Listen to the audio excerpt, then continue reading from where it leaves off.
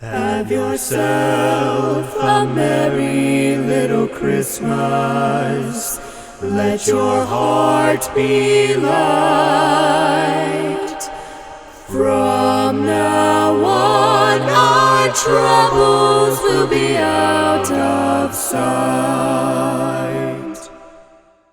Hello everybody, and thank you for coming back. So I am going to show you how to do a no-sew Christmas throw pillow, because sometimes, you just like to spice up your couch as well as everywhere else in your house.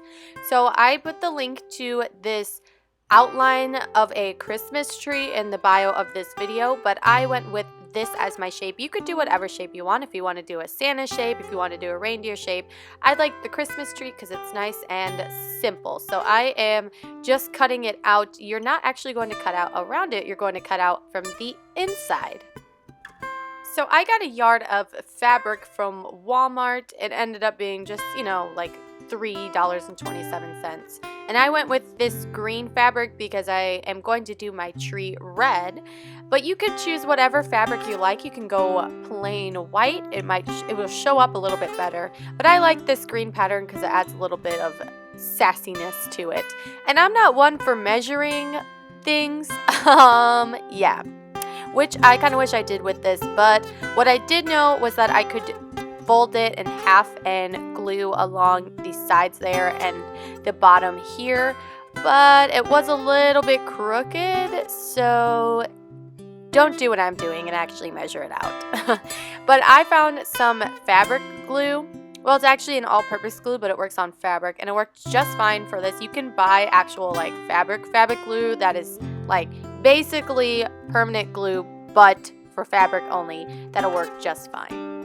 And you only want to glue two sides and leave an opening on the top so that whenever it's done, you can just stick your pillow in when those sides are done drying, and then you can glue the top. And when that's done drying, this is where you're going to take your stencil and some paint and start painting along there. I did red paint to go with the green so you can tell it's Christmassy.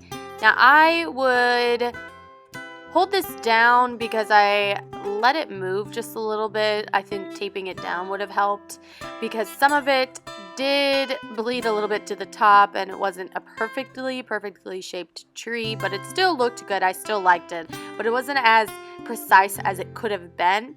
And you are going to need to do a few layers whether you have a pattern or not, just so you can get the most vibrant look that you can get. And once you're done doing that, you're just going to let it dry, and there you go, you have your pillow.